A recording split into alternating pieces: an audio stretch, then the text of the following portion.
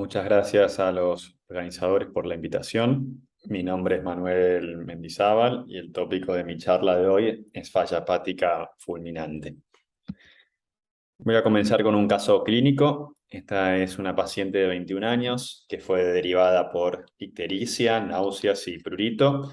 14 días previos a la consulta comenzó con astenia, tuvo vómitos y un cuadro de vías aéreas superiores leve, y unas semanas atrás notó que su piel estaba más oscura y se asociaron cefalea y náuseas.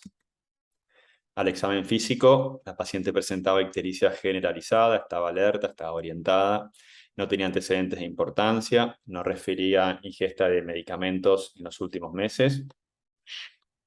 En la ecografía abdominal tenía un hígado heterogéneo de tamaño normal, con vía biliar no dilatada y caso líquido perihepático. A la espera de los resultados del laboratorio, la paciente desarrolló bradipsiquia y flapping inducido. En el laboratorio constatamos una bilirrubina elevada, transaminasas elevadas también, tiempo de protrombina de 29, un RIN de 2,4, proteínas de 8 y albúmina de 2,8. Entonces la primera pregunta es, esta paciente de 21 años con ictericia, coagulopatía, bradipsiquia y sin antecedentes conocidos, ¿cómo definimos el cuadro? Se define como falla hepática fulminante. ¿Y por qué se define como falla hepática fulminante? Bueno, esto comienza con un cuadro de hepatitis aguda que después evoluciona a aguda grave, ¿no? ¿Y esto cuándo se da? Cuando no hay una enfermedad hepática conocida, cuando se constata daño hepático, como con elevación de transaminasas, pero lo importante es cuando comienza la afección de la función hepática, con ictericia, pero principalmente con coagulopatía, con un RIN mayor a 1,5 o con un TP menor a 50. Esto ya califica el cuadro como hepatitis aguda grave. Ahora todo cambia cuando aparece la encefalopatía dentro de las 12 semanas de aparición de la ictericia, ¿no? Esto habla de un cuadro de encefalopatía hepática con falla hepática fulminante, es lo que le cambia el término, ¿no? Donde las manifestaciones iniciales pueden ser muy leves y el cuadro clínico y la evolución cambia drásticamente. Ahora, definir falla hepática fulminante no es fácil. Esta revisión sistemática hace ya varios años encontró 4 definiciones diferentes, pero en definitiva los autores se quedaron con estos 4 puntos, ¿no? Ausencia de enfermedad hepática de cualquier tipo, presencia de encefalopatía, intervalo ictericia-encefalopatía menor a 8 semanas. Esto es un poco la discusión. Algunos dicen 12 semanas y otros inclusive 24, y una coagulopatía mayor a RIN, lo que nos habla de falla hepática. Fíjense, por ejemplo, las dos principales sociedades de hepatología, la europea y la americana, coinciden en la presencia de coagulopatía mayor a 1,5. En cuanto a la encefalopatía, la sociedad europea dice de una alteración de conciencia clínicamente evidente, mientras que la sociedad americana habla de cualquier grado de encefalopatía. La europea habla de una ausencia de enfermedad de hepática crónica, los americanos ausencia de cirrosis, y el intervalo ictericia-encefalopatía, los europeos son más estrictos, con menos de 12 semanas, y los americanos más laxos, con menos de 26 semanas. Como ven, todavía no hay consenso, hay puntos en común en cuanto a qué ir a evaluar o buscar, pero todavía hay algunas pequeñas diferencias entre unos y otros. También hablan de las formas clínicas de la falla hepática fulminante, de que si es hiperaguda, aguda. Y los europeos dicen que las formas hiperagudas tienen mayor vida de chance, mayor chance de sobrevida espontánea, a diferencia de las formas subagudas, que tienen muy mal pronóstico sin trasplante. Y los americanos dicen que las variantes clínicas de la falla hepática fulminante son muy populares, son muy lindas, pero no particularmente útiles, ya que carecen de significado pronóstico. Entonces, esta paciente con ya diagnóstico de falla hepática fulminante, ¿cuál podría ser el origen de esta falla hepática fulminante, no? Bueno, son varias las causas que pueden llevar o derivar en una falla hepática fulminante: virales, toxinas, el embarazo, causas autoinmunes, causas indeterminadas, que son muy frecuentes, las causas ya más raras, como infiltración por linfoma, por Wilson, causas vasculares, que es Buchiari, que es afección del tracto de salida venoso del hígado, que puede ser trombosis de la suprahepática o de la vena cava, y drogas también, algo muy común. Ahora, ¿son todas estas causas frecuentes en nuestro medio? Bueno, eso es algo que tenemos que revisar. Fíjense, hablando de revisar, esta revisión hace ya 10 años, publicada en el New England, donde habla de las causas más comunes de falla hepática fulminante a nivel mundial. Cuando nos enfocamos en Sudamérica, no presentaron ninguna información.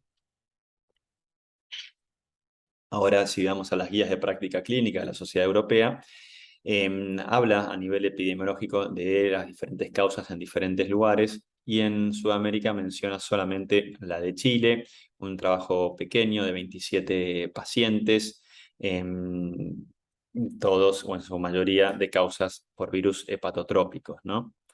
Ahora la pregunta es si esto representa realmente lo que está sucediendo a nivel regional. Bueno, y acá esto lo planteamos un poco al editor de la revista, porque el trabajo de Chile contemplaba solamente 27 pacientes de edad pediátrica y todos habían sido trasplantados y la población era monocéntrica. Y al momento de publicarse la revisión, las guías, fíjese la cantidad de trabajos mucho más representativos que había para mencionar en esa guía, inclusive uno nuestro del año 2014 con 150 pacientes, pero tenemos otros trabajos también que incluyen pacientes adultos y pediátricos. Lo que quiero recalcar en esto, que es importante conocer la epidemiología local de la falla hepática fulminante para poder uno pensar de antemano qué es lo que puede impactar en nuestros pacientes. Por ejemplo, fíjense, en Brasil ha tenido una epidemia muy grande de fiebre amarilla hace 5 años. Bueno, y en ese caso los pacientes fallecían rápidamente y había que estar alerta en ese área en cuanto se presentase un paciente con falla hepática. Si comparamos la experiencia argentina y chilena, tenemos algunas similitudes en cuanto a la proporción de pacientes con etiología indeterminada. La etiología autoinmune, si bien es más alta en Argentina, en Chile también es elevada cuando lo comparamos con otra literatura. Las hepatitis virales siempre presentes, el DILI, que es hepatotoxicidad también, y a mí me llamó mucho la atención que en Chile tengan tanto hígado graso del embarazo. Pero ¿qué debemos hacer en la evaluación inicial, ¿no? Si ustedes están en su guardia de emergencias y se presentan un paciente con estas características como la chica que les mencioné. Primero, tratar de evaluar si el paciente tiene cirrosis, hepatopatía alcohólica o infiltración maligna, algo que nos haga pensar que esto no es agudo realmente. Contactar siempre a un centro o un equipo de trasplante si es que no lo tienen en la misma institución donde trabajan. Monitorear la aparición o progresión de la encefalopatía del paciente, eso es clave. Comenzar a buscar la etiología, pero no desesperarse, porque el diagnóstico o el tratamiento final no lo vamos a hacer desde una guardia de emergencia. Este paciente debe ir a terapia intensiva y pensar en potenciales contraindicaciones de trasplante, comorbilidades que pueda llegar a tener el paciente, y siempre la derivación precoz, ¿sí? A terapia intensiva o a un centro de trasplante. Entonces, siguiendo con el manejo inicial, tenemos que determinar la falla hepática, ¿sí? ¿Es realmente falla hepática primaria o es secundaria a otra causa? ¿Necesita el paciente trasplante o no necesita? Entonces, cuando tenemos fallas hepáticas propias, bueno, tenemos que pensar en hepatotoxicidad, hepatitis virales, causas tóxicas como la manita faloides, que es infrecuente en nuestro medio, hepatitis autoinmune, relacionada a enfermedades del embarazo. Después sí, causas extrahepáticas, hepatitis isquémica, síndrome linfofocítico, linfoma, esto es lo más raro. Pero después tenemos algunas otras enfermedades crónicas que pueden presentarse por primera vez como causa aguda, como la enfermedad de Wilson, la hepatitis autoinmune misma, el Budd-Chiari, una reactivación de paciente con hepatitis B, o un paciente que está siendo tratado por un linfoma, tenía un antígeno core para hepatitis B aislado, el paciente recibió inmunosupresión y se reactivó y consulta a la guardia por ictericia. Bueno, eso también tenemos que tenerlo en cuenta. Seguimos con nuestra paciente.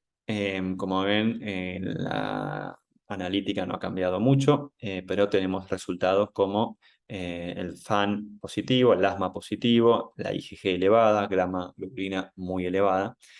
Y esto nos hace pensar que es una hepatitis autoinmune, ¿no? Con serologías virales negativas. Entonces, La pregunta es, ¿nosotros podemos ir tratando a estos pacientes? Es raro realmente igual recibir toda los autoanticuerpos en tanto corto plazo y que en la guardia tengan que iniciar tratamiento, pero bueno, tal vez también hagan guardias en una terapia intensiva y esto les pueda ayudar.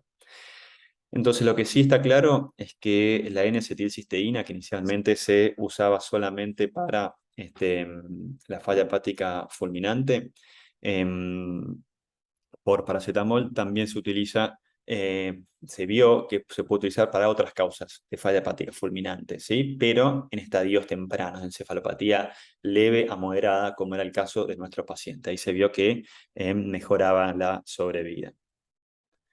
Fíjense, desde que salió esa publicación donde hablaba de la potencial utilización de la N-acetilcisteína, cómo aumentó su indicación en diferentes centros de Estados Unidos.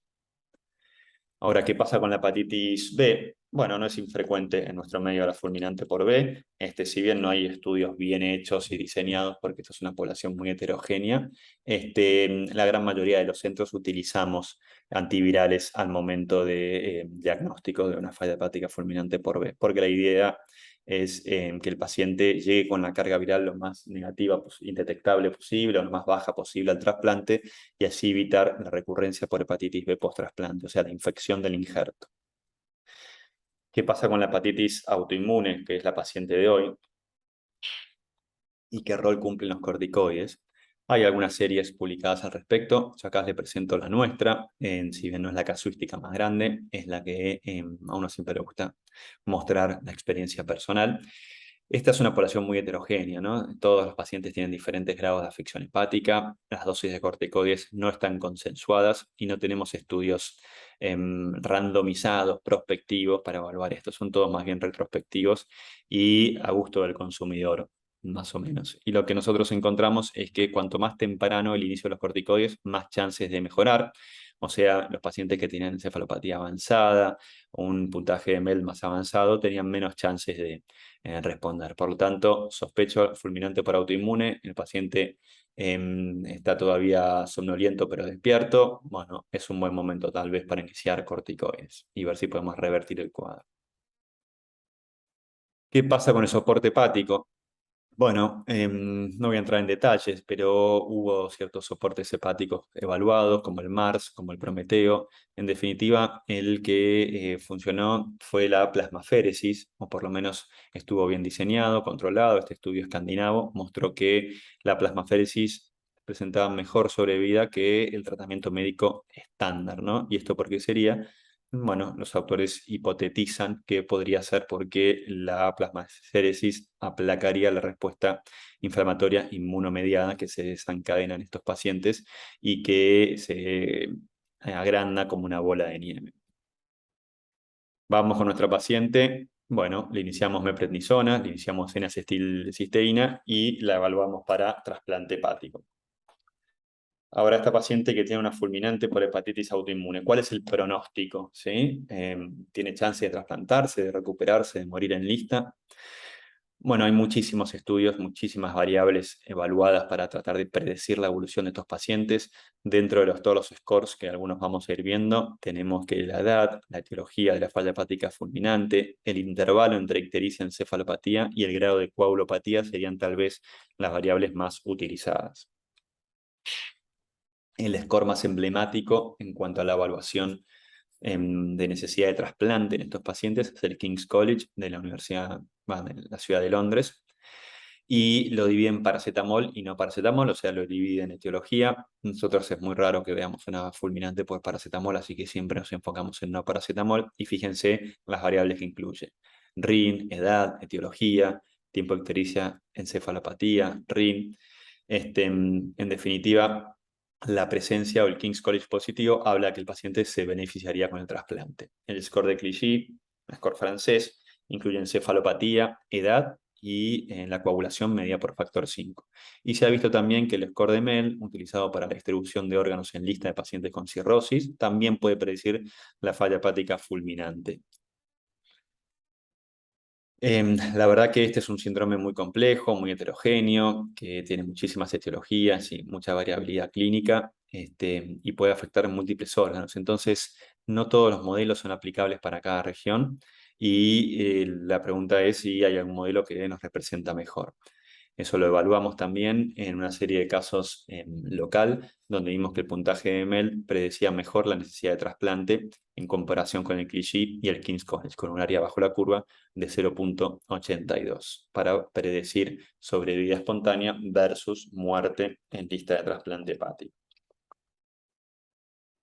Un metaanálisis posterior que comparaba el King's College versus el MEL para predecir mortalidad en pacientes con falla hepática fulminante confirma un poco nuestros resultados, ya que en el grupo de no paracetamol, que es nuestra población, vemos que el MEL tiene una sensibilidad y una especificidad superior que al King's College.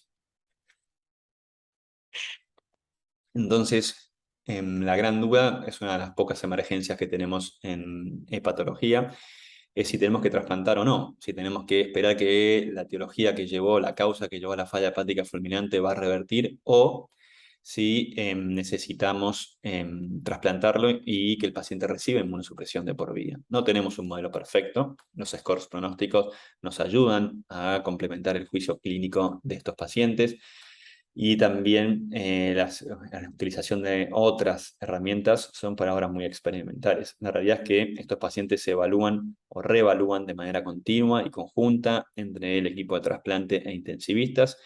Cuando aparece el donante, es ahí cuando decidimos si el paciente requiere el trasplante o no. Se llama a la terapia, se va a la terapia, se discute, se evalúa al paciente y se toma la decisión final. ¿Cómo le va a estos pacientes trasplantados por falla hepática fulminante versus el resto?